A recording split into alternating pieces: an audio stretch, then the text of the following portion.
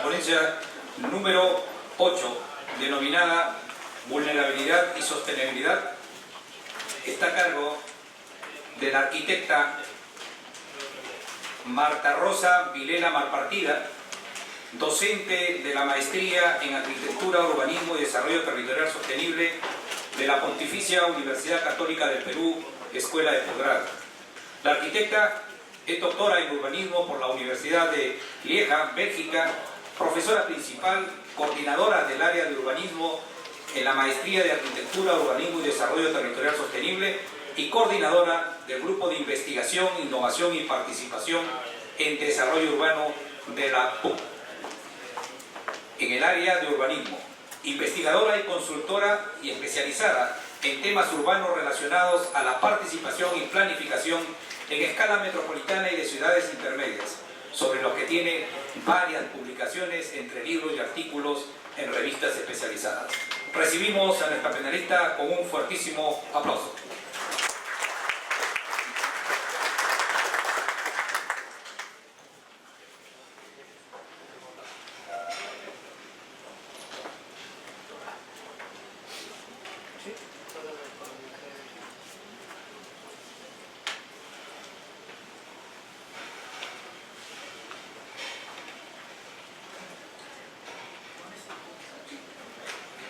Muy bien, buenas tardes, muchas gracias por la presentación. Efectivamente vengo de la Universidad Católica y son temas que también nos interesan muchísimo, así que estamos muy dispuestos, digamos, a conversar, a desarrollar, sobre todo porque creo que todo el público aquí se relaciona muchísimo con la práctica. Entonces eso nos parece interesante. El tema que voy a tratar, no voy a profundizar en los conceptos específicamente, sino más bien en los cuestionamientos que podemos tener a raíz de estos. Vulnerabilidad y sostenibilidad es el tema que hemos tratado. Voy a tratar de introducir ese tema y ver la relación que hay entre los planes de gestión de riesgo de desastre y los planes de desarrollo urbano. ¿Ya? Ahí me parece que hay una relación importante que todavía nos falta trabajar muchísimo para concluir en este pase de la vulnerabilidad a la sostenibilidad. ¿No? Tenemos dentro de nuestro territorio cada vez más una mayor concentración urbana en diferentes tamaños de ciudades, metrópolis, ¿no? Ciudades muy pequeñas, ciudades intermedias, ¿no? Un mayor crecimiento del número de ciudades también, rápido y desordenado, que genera problemas ambientales y de riesgo de desastres por fenómenos naturales. Tenemos importantes cambios poblacionales últimamente. Es una población más urbana, pero también hay población dispersa en porcentajes importantes. Predominantemente están localizadas en el litoral y como nunca tenemos una población muy joven. ¿No? Entonces eso es un reto para el Estado, que tiene que conseguirles trabajo, pero tenemos una población muy joven que está dispuesta a los cambios, ¿no? Eso creo que es fundamental saberlo. Un mayor porcentaje de población lamentablemente con bajo acceso a servicios de calidad y preocupada también por vivir más segura. Entonces básicamente pongo en la mesa la discusión sobre la planificación urbana, ¿no? Dicho esto, yo creo que aquí hay algunas imágenes tomadas por Evelyn Merino, que es una fotógrafa que desde el cielo, digamos, captura imágenes interesantes. Esto es Lomo de Corvina, muy conocido para todos, ¿no? Igualmente la expansión en Ate o en diferentes quebradas dentro de nuestra propia ciudad, ¿no? Entonces el desafío de planificar sobre lo construido, ¿no? ¿Cómo hacemos esa situación? Entonces pongo en la mesa, digamos, la relación de la gestión de riesgo de desastres y los planes de desarrollo urbano. Hace poco, bueno, menos de un mes, pude estar de coasesora en una tesis que me pareció muy particular y que llega a una conclusión increíble, pero que creo que nos puede mover, ¿no? Cuando dice enmaestrando, ¿no? A mayor calidad de planes, mayor nivel de daños. La rapidez de la recuperación depende de la gestión propia de la municipalidad o de la región. Sin embargo, las medidas de mitigación, que son medidas aisladas, ¿no es cierto?, sí tienen incidencia en la reducción de daños. Entonces, esto a los planificadores, ¿no es cierto?, ¿qué estamos haciendo en esta situación? Ahí nos pone en esa disyuntiva, ¿no?, en esa preocupación. Entonces, aquí en esta tesis, bueno, se evaluó la calidad de los planes, entre otros aspectos, ¿no? Un poco para indicar qué se evaluaba dentro de la calidad de los planes. Habían algo más de 160 ítems, y me parece interesante, de repente, también construir esta evaluación de planes, ¿no? ¿Dónde están esos planes que están mal o bien? Me parece que es bien interesante esa connotación. Voy a pasar nomás porque simplemente quería enunciar ese problema, ¿no? Entonces, la calidad de los planes, digamos, está en tela de juicio, y sin embargo, dentro de estos planes se involucra la reducción de la vulnerabilidad ante desastres, ¿no?, que es una de las cosas que he subrayado ahí en rojo. Dentro del contenido de los planes de desarrollo urbano, todos sabemos que aparte del diagnóstico, la propuesta y todos los programas de inversión, entonces dentro de la propuesta hay una cantidad de contenido importante, y he subrayado dos en particular: la zonificación, la movilidad urbana y su normativa, ¿no? La movilidad urbana también como parte del tejido dentro de la ciudad, o sea, la trama urbana dentro de la ciudad, y cómo estas deberían de estar ligadas a las medidas de prevención y reducción de riesgo, principalmente, ¿no?, en los desastres.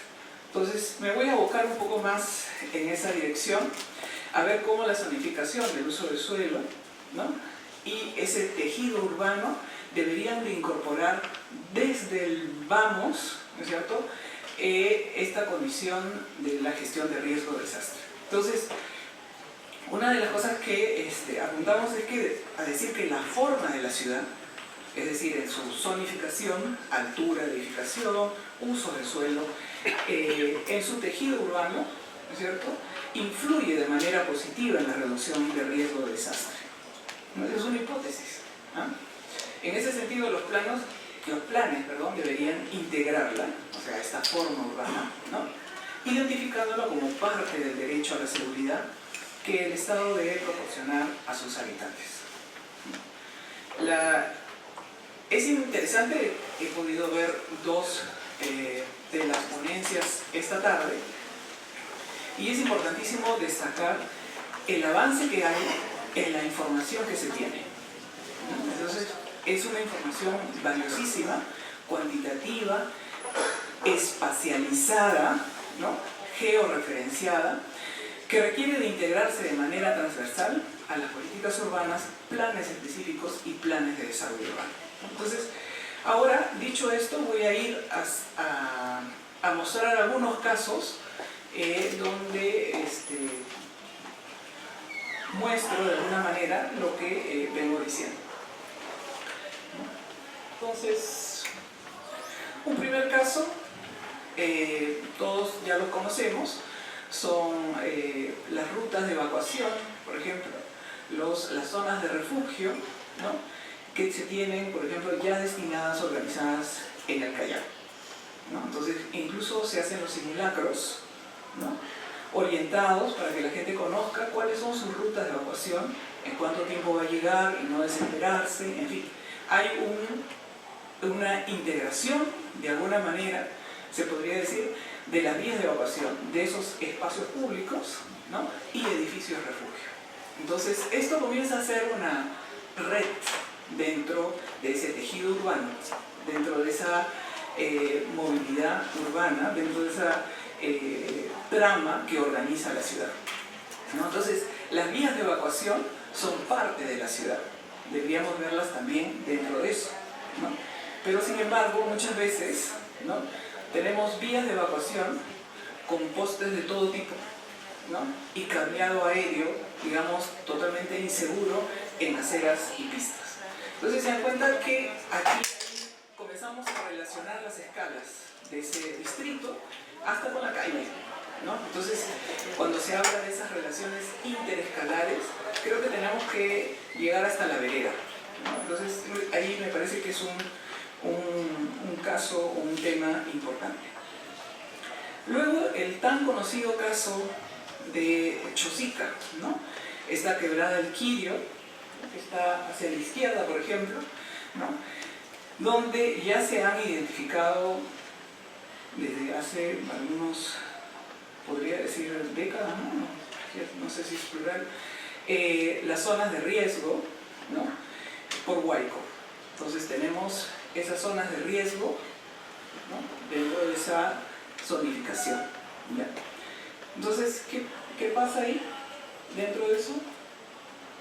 ¿No? Si vemos ahí en ese rosadito más oscuro, esa es la zona de alto riesgo. Sin embargo, la zonificación sigue siendo la misma. Entonces, ¿cómo los planes de desarrollo urbano se relacionan con la gestión de riesgos? Entonces ahí, como planificadores, yo creo que ahí tenemos algo que decir, o sea, hay algo que no está articulándose en esa situación, ¿no? Estamos en lo mismo, ¿no? Entonces tenemos que interpelarnos en ese sentido. ¿Qué está sucediendo? No podemos estar dando licencias de construcción en ese sentido, ¿no? Entonces, para no caer en escenarios como este, ¿no? Y ya desde 94, por ejemplo, ¿no? Tenemos estudios, soluciones interesantes, ¿no? Pongo ahí el 94, es una de las fuentes de Predes, por ejemplo, que viene trabajando hace mucho tiempo, sobre secciones alternativas de encauzamiento por inundaciones fluviales, ¿no? Donde también habla sobre los usos de suelo que están colindantes, no compatibles con el nivel de riesgo identificado, una densidad residencial y un tejido urbano, porque finalmente estas pueden ser vías alternas o vías peatonales, las que se encuentran en las márgenes del río, ¿no? Para que cuando ese río se desborde pueda tener un espacio donde se pueda albergar ese caudal. Entonces, la ciudad tiene que, digamos, toda la ciudad, lo que es la zonificación y este tejido urbano debe incorporarse en esa lógica. Entonces, 1994, ahora me voy a 1984, porque hemos tenido soluciones interesantes, ¿no? Solamente que o no las seguimos, o las olvidamos, o no sé. Entonces, este proyecto, el proyecto especial Huaycán, ¿no? También tuvo una propuesta integral en su inicio, ¿no? Una propuesta progresiva y participativa, ¿no? Con criterios de prevención y mitigación en el diseño de calles y avenidas, justamente para el huaico, ¿no? Y una prohibición de ocupar áreas de riesgo destinadas a otros usos, como las zonas más altas de su ladera, para que sean arborizadas, ¿no? Entonces, ahí tenemos Huaycán, en julio de 1984, ¿no? Y este es el esquema principal, algunos ya deben de conocerlo, ¿no? Y estas son las vías, ¿no? Estas vías son cauce de huaico, ¿no? Entonces obedece a esa topografía, ¿no es cierto? Y la arborización también va a generar un control de esos posibles deslizamientos. Entonces el diseño, ¿no es cierto?, de la zonificación, el diseño de las vías, tiene que incorporar desde el inicio esa gestión de riesgo, ¿no? Entonces acá tenemos algunas vías. Si ustedes se dan cuenta, los anchos son interesantes, ¿no? Acá tenemos un poco el proceso de ocupación dentro de Huaycán, respetando el ancho de las vías, respetando en este inicio eso, ¿no? Lamentablemente después ya no se ha hecho, pero llego hasta el año 92. Fíjense el ancho de vía del Andrés Avelino Cáceres, ¿no? El ancho de vía de Carlos Mariátegui, ¿no? Y el ancho de vía igual de Carlos Mariátegui, ¿no? Entonces, lo que trato de mostrar es esa situación de cómo el diseño, la forma de la ciudad tiene que albergar esa gestión de riesgo de desastre, ¿no? Entonces, aspectos urbanos, ya se mencionó en la exposición anterior, la localización es fundamental, o sea, es determinante en muchos casos, ¿no es cierto? El uso del suelo y el tejido urbano, que es lo que estoy tocando en este momento, la densidad y los servicios, o sea, los servicios básicos también son fundamentales, y las edificaciones, ¿no? Sigo yo con usos de suelo y tejido urbano. Entonces, que nos ha parecido interesante esa discusión. Bueno, la decisión de la ubicación es vital, ¿no es cierto? Se albergan y la adecuación e integración del tejido urbano a las condiciones del territorio son fundamentales, ¿no? Entonces, dentro de esto tejido urbano, una de las cosas que nos interesa es los espacios públicos, porque finalmente ese tejido urbano son espacios públicos, viales, son espacios públicos recreativos, ¿no? Son las calles, son las vías peatonales, ¿no? Ese espacio público puede ser parte de esas rutas de evacuación, de espacios seguros, de puntos de referencia, de albergues inclusive, ¿no? Entre otros, ¿no? En la vida cotidiana de ese uso del espacio público, ¿no? Dentro de la universidad, particularmente en arquitectura y en ingeniería, que ha sido bien interesante, hemos relacionado las dos disciplinas en dos cursos, Seminario de Urbanismo 2 y Introducción a la Gestión de Riesgos, donde hemos podido conjugar un diseño participativo de espacios públicos seguros, ¿no? Una elaboración de planes de gestión de riesgos, de preparación, mitigación y emergencia en las localidades, por ejemplo, de Chepén. Fue bien interesante porque las hicimos en el 2017, en abril 2017, coincidentemente, porque ya habíamos visitado en febrero 2017 Chepén, ¿no? Obviamente la acogida estaba un poco más que esta sala, porque todos estaban muy preocupados por lo que había sucedido hace un mes, ¿no? Luego hemos estado también en el barrio de Miraflores, en Arequipa, Vallecito Alto, en Villa María del Triunfo, ¿no? Un poco para mostrar las imágenes, porque muchas veces vemos las ciudades, ¿no? Las ciudades grandes y tal. Chepén es una ciudad que no llega todavía ni a 36.000 habitantes aproximadamente, como la propia ciudad, ¿no? Entonces, eso es Chepén. Si se fijan en la parte alta de la ciudad, tenemos estos depósitos eólicos, ¿no? Que justamente con las lluvias se vinieron abajo, ¿no? Como huecos, ¿no? Entonces recorrieron rápidamente estas avenidas para inundar la parte de abajo, ¿no? Si no la recorrían rápidamente, bueno, ahí tenían unos canales que son bastante riesgosos, porque si los niños se caen ahí es una desgracia, ¿no? Entonces, como a veces unos queriendo solucionar una cosa les fastidia la otra, ¿no? Y si no caían hacia abajo, entonces estas lluvias erosionaban las vías por esa pendiente, ¿no? Entonces, es ahí donde se desarrolla, digamos, algunos planteamientos, ¿no? De los alumnos, y fue muy interesante porque fueron incorporados en varios ítems, digamos, en el plan de gestión de riesgos que hizo la Municipalidad de Chepén, ¿no? Eso bien interesante. Entonces, bueno, ahora paso a otro caso, que es los órganos en Piura.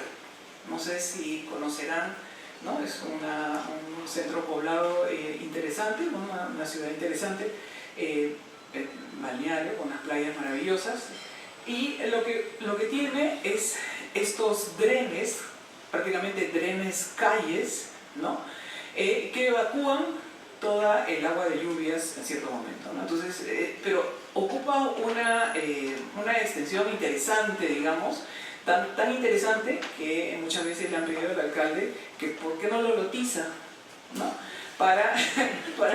Porque está desperdiciado, ¿no? O sea, no sirve, ¿no? Entonces, pero cuando en 2017, sí se dieron cuenta que sí servía, ¿no? Entonces, paso esas imágenes para que se vea un poco la magnitud, ¿no es cierto?, de esos drenajes que pasan como parte de un tejido urbano, ¿no? Es parte del tejido, porque hay una red, y después están las redes de vías, las redes peatonales, es parte y organiza esa situación, ¿no? Pero, o sea, Piura, no sé cuánto es, 3 grados de latitud sur, ¿no? El calor, imagínense, y la cantidad de cemento, es como que una solución mata otra otra condición o otra calidad dentro de la ciudad, ¿no? Entonces, y quería ir a algo que también se dijo, estoy relacionando con la exposición anterior, sobre la calidad de la ciudad, ¿ah? La calidad urbana. O sea, está bien, ¿no es cierto? Podemos generar estas situaciones más seguras, pero podemos hacerlo también con calidad, ¿no? Esto es los órganos, y un poco en rojo están las principales drenes dentro de la ciudad. El otro es el antiguo Panamericano, ¿no? Entonces, para ver esa situación. Frente a esto, hablando de la calidad, me permito mostrar un proyecto extranjero que me parece bueno, porque creo que la planificación, así como lo decía en la parte inicial, debe abarcar diferentes escalas. Una escala territorial, una escala del distrito, pero también llegar a la escala de la calle, ¿ya? Entonces yo creo que ahí hay una relación importantísima dentro de la planificación, porque muchas veces planificamos la ciudad y después cerramos eso y, ay, ¿cómo hacemos esta calle? ¿No? Entonces ahí tiene que haber una continuidad, ¿no? En esa situación. Entonces este ejemplo, como un ejemplo integral, me ha parecido muy sugerente. Es en Holanda, ¿no? Ustedes pueden ver ahí una plaza, una gran plaza, un gran espacio público, ¿no? Donde se realizan una serie de actividades, pero en la foto de la izquierda arriba se darán cuenta que está, digamos, hundida, ¿no es cierto? Entonces sirve como depósito de agua cuando llueve. Ahí. Entonces voy a ir más rápido. Y este es el proyecto, ¿no? Y esto de aquí va indicando, porque han diseñado dentro de ese proyecto, diferentes microcuencas, y cada uno de esos espacios va llenando, ¿no? Entonces, estos edificios se desahogan por acá, estos otros por acá, generando esa situación, ¿no? Hay un depósito más grande de agua que genera unas cataratas, ¿no? Y, o sea, creo que las cosas se pueden hacer con calidad. No creo que exactamente esta sea la respuesta, pero creo que sí estamos llamados los arquitectos, los ingenieros y las demás disciplinas a generar esa calidad. Luego también teníamos un cuestionamiento sobre la información.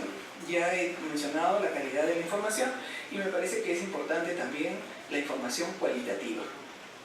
¿Ya? Es decir, el conocimiento de los lugares no son solo estadísticas, también está la memoria del lugar, la historia y la representación del lugar por sus habitantes. Entonces, el caso de Curamori en el Bajo Piura fue bastante sugerente, porque en la población pobre, ¿no es cierto?, campesina, se localizaba ahí en Curamori. Cuando se inundaban sus sitios anteriormente, en la antigüedad, ¿no es cierto?, lo que hacían era desplazarse a una zona más alta, más segura, también terreno de la comunidad. Una vez que se secaban, volvían a sus sitios, ¿no es cierto?, y se daban.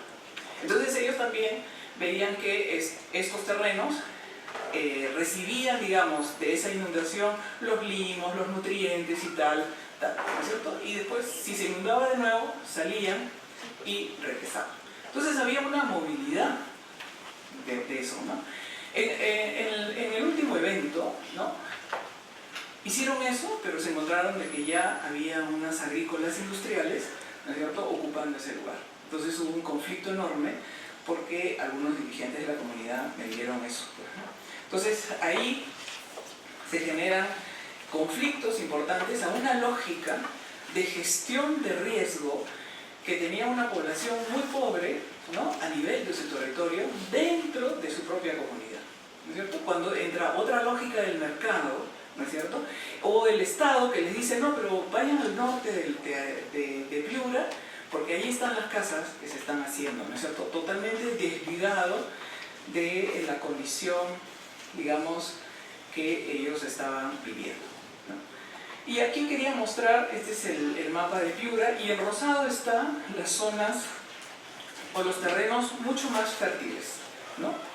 Y aquí en este rosado, o este otro rojo, están las zonas de riesgo, ¿no? Entonces, como la riqueza más fuerte de ese lugar uno la tiene expuesta a los riesgos, ¿no? Entonces aquí también yo creo que hay una connotación, ¿no? Aquí voy a pasar nomás porque es 2015, 2016, 2017 la inundación, ¿no? 2018 y los cambios que han habido y ahora digamos la identificación del peligro mayor. Me van a disculpar que estoy ya corriendo un poquito para poder terminar en la hora, ¿no? Entonces creemos que el urbanismo sí es un sistema complejo de acción pública, ¿no? Del cual se espera una construcción de visión espacial de futuro, regular la acción territorial, ¿no es cierto?, con una cogestión del bien común, ¿no?, y producir un cierto número de infraestructuras y equipamientos de servicios para que esta ciudad funcione, con el objeto que permita favorecer una ciudad más igualitaria y segura, orientada al bienestar social. Entonces hay un urbanismo de lo común. Yo no puedo, o sea, la zonificación tenía eso en el origen. Vamos a hacer una zonificación para que todos podamos vivir coordinadamente, de manera compatible, ¿no? Entonces, algo de eso se perdió.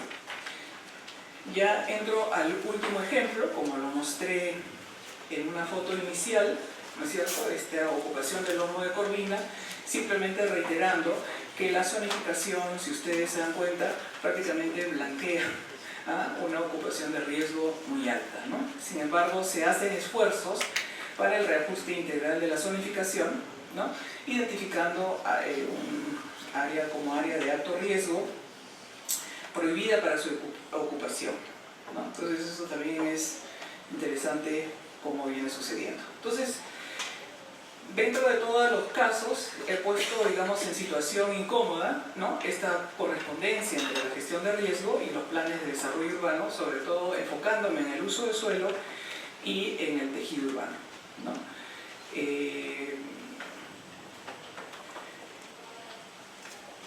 Y bueno, ahí podría explayarme un poquito más, pero comenzamos a tener una secuencia, se podría decir, de conceptos, ¿no?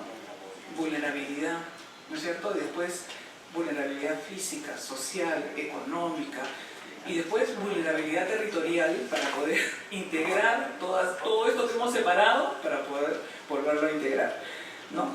Resiliencia, ¿no es cierto? Pero creo que dentro de lo que es vulnerabilidad tenemos que tener en cuenta el lugar y sus especificidades y las escalas que se pueden relacionar en esto, la multidimensionalidad, para poder llegar a políticas más integrales, ¿no? Rápidamente muestro el esquema metodológico que se planteó para los planes de la reconstrucción, ¿no? Obviamente está la columna de todo el diagnóstico, toda la propuesta con esa visión integral, ¿no? Y digamos la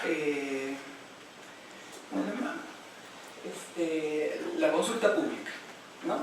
Entonces es importante ver que el análisis de riesgo prácticamente queda como una identificación, ¿no es cierto?, de los riesgos que pueden haber, que queden ahí, ¿no? Y la consulta y la participación en la parte de abajo queda como un paralelo, como algo que acompaña algo. Y yo creo que es algo que se tiene que meter de lleno a esta situación. Entonces nos parece que la participación va dentro de la propia estructura de los planes de desarrollo, ¿no? Entonces, y esas cosas hay que irlas construyendo, ¿no? Entonces creo que la planificación sí, pero de manera integral, participativa, sistémica. Hay que construir metodológicamente su elaboración y aplicación para que sea real, ¿no es cierto?, coherente. No puede ser una participación en paralelo o en acompañamiento de algo, ¿no? El análisis de riesgo no puede ser un ítem que llegue a la identificación de algo, ¿no? La seguridad territorial implica condiciones que propicien el pleno desarrollo de las posibilidades y capacidades humanas en la integridad, encadenamiento y diversos ecosistemas, y en ellos sus fenómenos naturales, que dicho sea de paso, casi ya no son tan fenómenos, porque son tan recurrentes por el cambio climático que han dejado de ser un poco fenómenos, ¿no? Bueno, para no tener situaciones de desaliento, ¿no?, en esta situación. Entonces entro a la última diapositiva, evidenciando de que existen los compromisos, ¿no?, en el Acuerdo Nacional en el 2010 sobre la gestión de riesgo de desastre, por ejemplo, ¿no? Existen los conceptos, ¿no?, cada vez ahondamos más en ellos, profundizamos y, ¿no?, la investigación científica también se desarrolla en eso. Existe información, o sea, catastro, por ejemplo, ¿no?, la información de los geólogos, ¿no?, de hidrólogos, o sea, de disciplinas fuertes, digamos, ¿no?, sobre el territorio. Entonces tenemos información muy buena, ¿no? Tal vez nos falta sobre la información cualitativa. Tenemos metodologías también, metodologías participativas, metodologías que van relacionando. Entonces, ¿qué pasa? ¿No? Quería terminar con eso, ¿no? O sea, ¿qué pasa? O sea, estamos construyendo una serie de cosas y finalmente hay algo que no se llega o no se logra, digamos, articular, ¿no? Creemos que una de las situaciones es porque cada sector va muchas veces por su lado, así como las universidades también, ¿no? Muchas veces las normas o los planes tienen sus propias interpretaciones auténticas, ¿no? Sí existe también una necesidad de reforzamiento de capacidades, ¿no? Y bueno, hay también una falta de repente en las relaciones de poder, ¿no?, de decisión dentro de las ciudades. Yo creo que ahí es importante saber que las decisiones, que estos instrumentos técnicos ya deberían dejar de ser técnicos para ser más políticos, ¿no? Bien, con eso termino. Muchísimas gracias. Un fuerte aplauso para la arquitecta Milena Malpartida. Le pedimos un momentito para ver si tenemos en el auditorio alguna pregunta para la arquitecta. Bien. No tenemos ninguna pregunta. Invitamos al jefe institucional de CENEFRED para hacerle un reconocimiento a nombre de nuestra institución a la arquitecta Marta Rosa Vilela Malpartida, representante de la Pontificia Universidad Católica del Perú, de la Escuela de Posgrado.